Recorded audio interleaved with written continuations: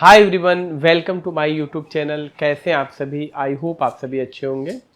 आज मैं आपके सामने लेके आया हूं कि जितने भी मीडियाटेक के फ़ोन आते हैं, जो मीडियाटेक के 4G और 5G फ़ोन्स हैं, उनके अंदर एक प्रॉब्लम बहुत कॉमन आजकल आ रही है कि जब भी आपके पास कोई डेड फ़ोन आता है या लो बूटिंग का फ़ोन आता है, तो सबको पता है कि जब भी कोई डेड फ़ोन आता है तो सबसे पहले हम BPH चेक करते हैं, BPH बनता है।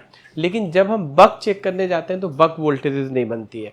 तो मैं आपको एक दो एग्जांपल देता हूँ। जैसे मेरे पास यहाँ पे एक आईसी है मीडियाटेक की MT6365 6365।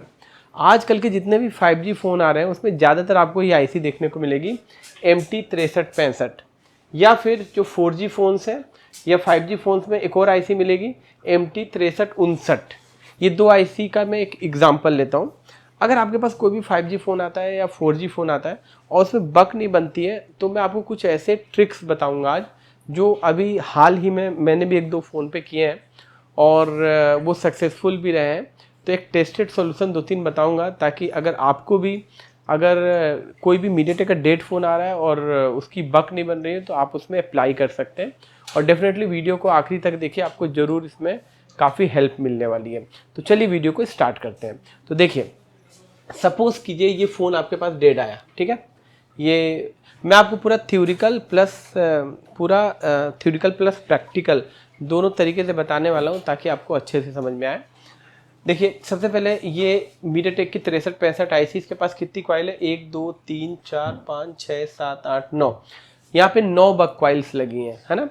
तो बेसिक आप सबको पता है कि जब भी डेड फ़ोन आता है तो हम चार्जर लगाते हैं और यहाँ पे बक वोल्टेजेस चेक करना शुरू कर देते हैं, ठीक है।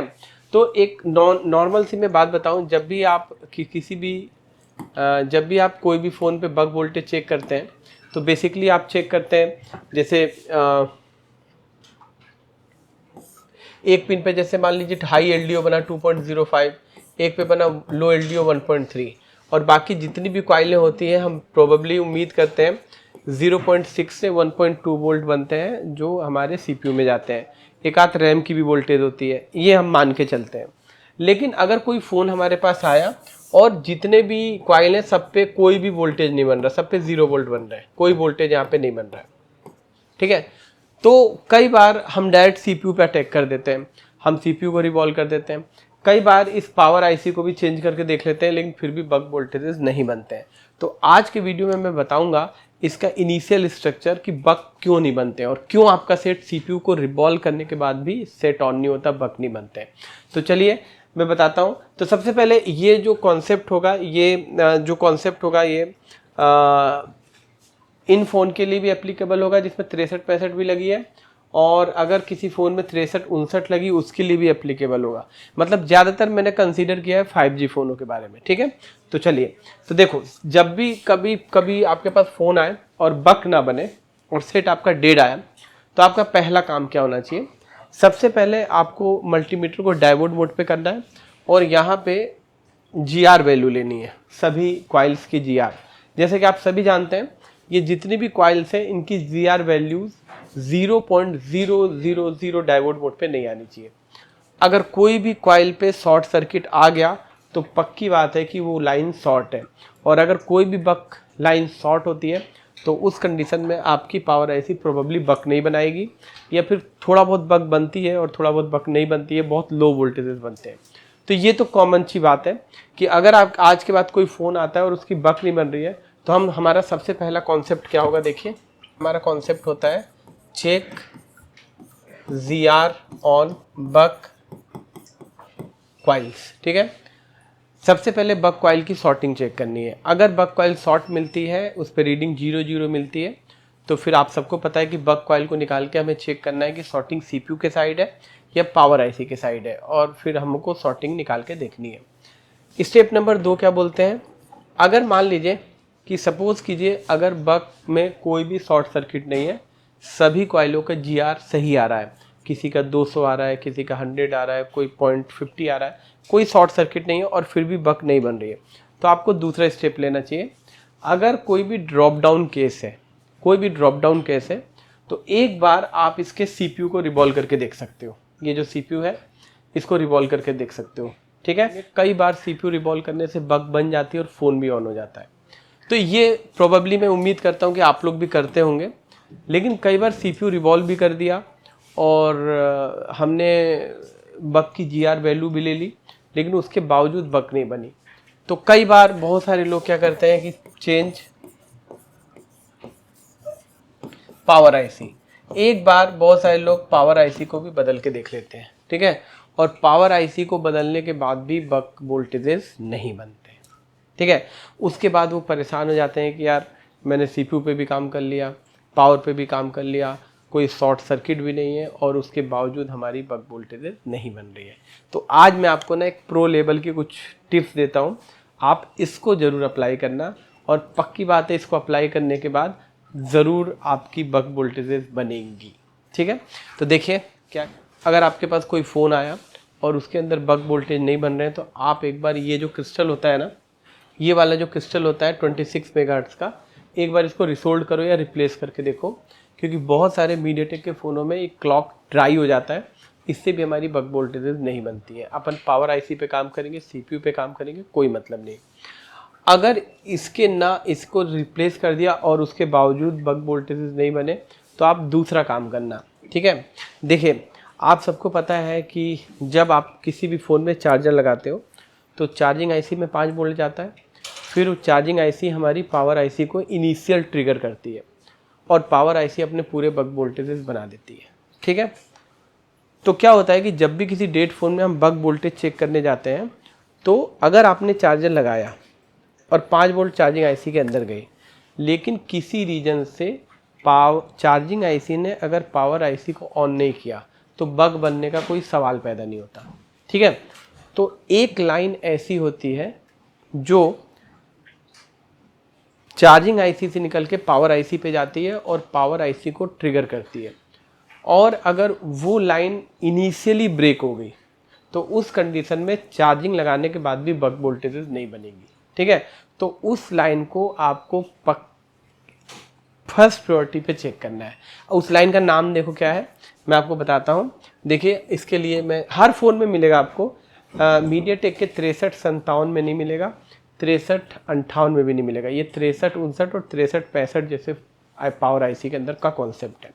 तो मैं आपको एक बात बताता हूँ, देखो यहाँ पे बिटमैप में मैं गया, देखिए ये बिटमैप में मैं गया और यहाँ पे अगर आप ध्यान से देखोगे तो एक ये चार्जिंग आईसी है, आप देखिए ये चार्जिंग आईसी है, ये चार्जिंग आईसी है, ठीक है, और ये इसका सर्किट है, ठीक है। तो मैंने ऑलरेडी ओपन करके रखा है। तो जब आप चार्जिंग आईसी या पावर आईसी के अंदर जाओगे MT6360, तो आपको क्या करना है, सबसे पहले चार्जिंग आईसी को फ़ोन से बाहर निकालना है, चार्जिंग आईसी को फ़ोन से बाहर निकालना है और इसके अंदर आपको एक पिन सर्च करनी है और वो पिन का नाम होगा, देखिए ये नाम क्या है, चार्जिंग डिटेक्शन B, ठीक है। यही वो लाइन होती है जो चार्जिंग आईसी जिस लाइन के थ्रू पावर आईसी को ट्रिगर करती है तभी बक वोल्टेजेस बनते हैं। तो कई बार क्या होता है कि चार्जिंग आईसी इनिशियली ख़राब हो जाए या फिर चार्जिंग आईसी के अंदर ये लाइन ब्रेक हो जाए, जैसे ड्रॉप डाउन केस हो, ये बॉल डिस्कनेक्ट हो जाए, तो उस कंडीशन में चार्जर लगाने के बाद बक नहीं बनेगी और आप सोचोगे अच्छा ऐसी सिचुएशन में ऑन ऑफ को दबाओगे तो बक बनेगी, लेकिन चार्जिंग लगाओ तो बक नहीं बनेगी और सेट आपका ऑन नहीं होगा। तो इस लाइन को चेक करना बहुत ज़रूरी है। इस लाइन का नाम है C7। तो मैं आपको दिखा देता हूँ यहाँ पे, अगर मैं यहाँ पे C7 में जाता हूँ, यहाँ देखिए, यहाँ देखिए, तो यहाँ पे बाकायदा लिखा हुआ है, देखिए मैं आपको जूम करके दिखाता हूँ, देखिए चार्जिंग डिटेक्शन B। जब आप 6357 और 6358 बेस्ड पावर आईसी का सर्किट पढ़ते थे तो उसमें एक पिन होती थी जिसको हम बोलते थे VCDT लाइन और चार्जिंग LDO लाइन। इन 5G फ़ोन्स में VCDT लाइन और चार्जिंग LDO लाइन नहीं आती है, उसकी जगह यहाँ पे एक नई पिन आती है चार्जिंग डिटेक्शन B और इसी लाइन के थ्रू पावर आईसी ट्रिगर होती है। तो ये बहुत इंपॉर्टेंट पार्ट है, ठीक है। तो ये लाइन अगर आप देखोगे तो चार्जिंग आईसी 2 जाती है, पावर आईसी आप देख सकते हो, इसी लाइन के थ्रू चार्जिंग आईसी पावर को ट्रिगर करेगी, उसके बाद ही ये पूरे बक वोल्टेजेस बनेंगे, ठीक है। मान लीजिए कि इस लाइन में कोई फॉल्ट आ गया, ब्रेक हो गई, तो उस कंडीशन में आप चार्जर लगा के जब बक चेक करो तो कहाँ से बक बन जाएगी।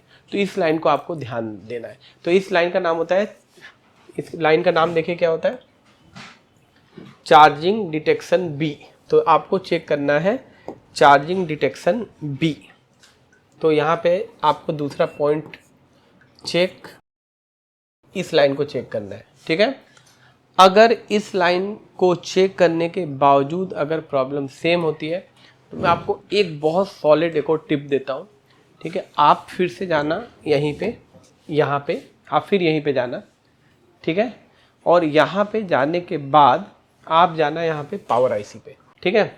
और पावर आईसी पे एक पिन होती है, इसको आपको ध्यान रखना है। पावर आईसी के अंदर बीपीएच पिन होता है, आप सबको पता है, और तभी बग बनती है। उसी में एक पिन होती है जिसको हम बोलते हैं V6, और इस पिन का नाम है M11। आप देखो ध्यान से, इसको बोलते हैं V6 सेंसिंग की पिन होती है। आप देख सकते हो V6 CSNS सेंसिंग लाइन होती है। अगर किसी रीजन से M11 वाली बॉल डैमेज हो जाए या यहाँ पे बीपीएच ना जा पाए तो उस कंडीशन में भी आपके फ़ोन में बग ड्रॉप हो जाएंगी। ये देखो कितने माइनर चीज़ें हैं जो आपको पता होनी चाहिए। तो इस पिन को आपको याद रखना है। ये पिन कौन सी है, देखिए M11 V6 NSS, इस पे बीपीएच आती है V6 SNS, ठीक है। तो इस पिन को आपको जरूर से ध्यान रखना है, ठीक है। तो मैं SNS, और ये आपको मिलेगी पिन पावर आईसी में, यहाँ पे बीपीएच सप्लाई आती है, ठीक है। इस बॉल को ध्यान रखना, ये बॉल डैमेज नहीं होनी चाहिए, ठीक है। तो आपने देखा कि बेसिकली जब भी बीपीएच में अगर प्रॉब्लम कभी आती है, ठीक है, बक नहीं बनती है, तो अपन सबसे पहले सॉर्टिंग बक की चेक करेंगे, फिर सीपीयू रिबॉल मार के देख सकते हैं अगर आप चाहें तो, और पावर आईसी को भी बदल के देख सकते हैं, और अगर अभी भी प्रॉब्लम सेम है तो क्रिस्टल को चेंज करके देखेंगे, और चार्जिंग आईसी को उठा के और इसकी ये वाली बॉल की GR वैल्यू ले सकते हैं। ये बॉल पावर से कनेक्ट होती है, चार्जिंग डिटेक्शन भी। इसके अलावा पावर आईसी के अंदर एक सेंसिंग की पिन होती है, इसको भी चेक करना बहुत ज़रूरी है।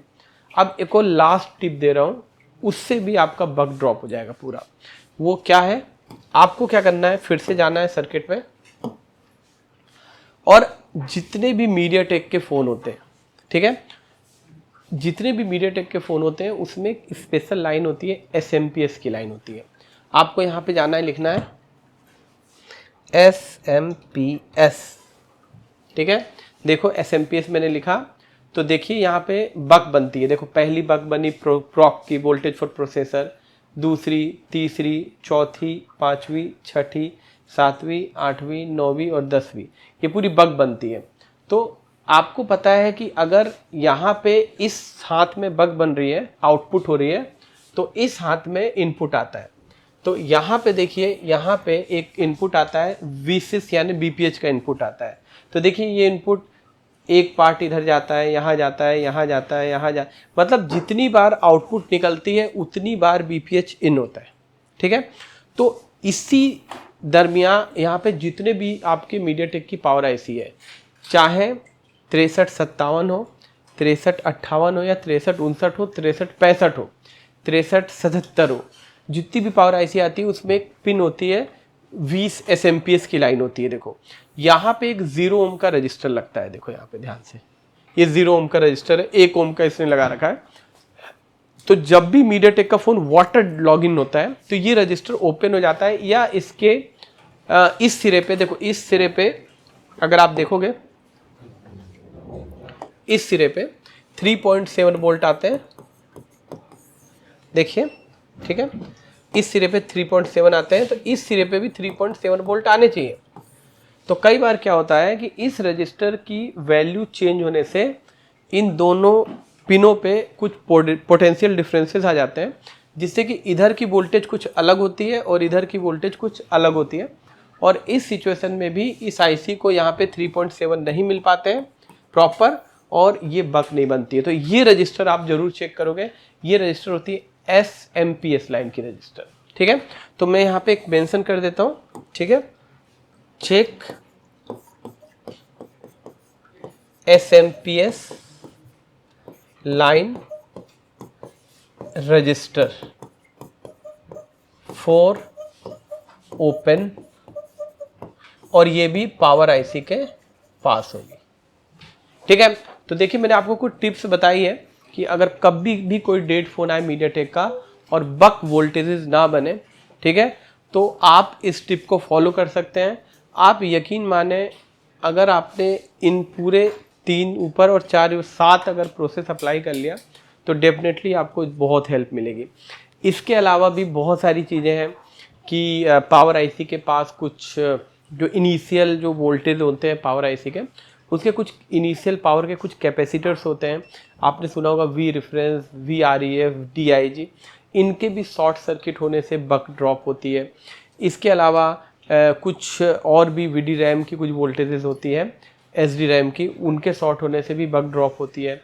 इसके अलावा हमारे मोबाइल फ़ोन में जैसे पावर आईसी के इनिशियल जो फीडबैक आते हैं उनके भी फॉल्ट आने से बक नहीं बनती है। हमारे फ़ोन में मीडियाटेक में एक्सटर्नल बक कन्वर्टर्स यूज़ होते हैं, उसके अंदर SMPS लाइन भी होती है, उसके अंदर भी शॉर्ट सर्किट होने से बक नहीं बनते हैं। इसमें फॉल्टेन की पिनें होती है, उसके भी मिस होने से बक नहीं बनते हैं। तो मैंने अभी ना मेन कोर जो प्रॉब्लम्स आती है उसी को कवर किया है। आप इसको अप्लाई करो, ठीक है, इसको आप अप्लाई करो, ये 3 इधर और 4 इधर जो मैंने बताया, इससे आपको ज़रूर आपको सक्सेस मिलेगी। इसी तरीके की अगर आप डीप नॉलेज लेना चाहते हो स्कीमेटिक्स की और फॉल्ट फाइंडिंग्स की, तो आप हमारे इंस्टीट्यूट को ज्वाइन कर सकते हो। हमारा इंस्टीट्यूट बदरपुर दिल्ली में है। हमारे जो क्लासेस हैं 22 डेज़ की क्लासेस हैं। तो चलिए दोस्तों, फिर से मिलेंगे नेक्स्ट वीडियो में। तब तक के लिए आपका बहुत बहुत धन्यवाद।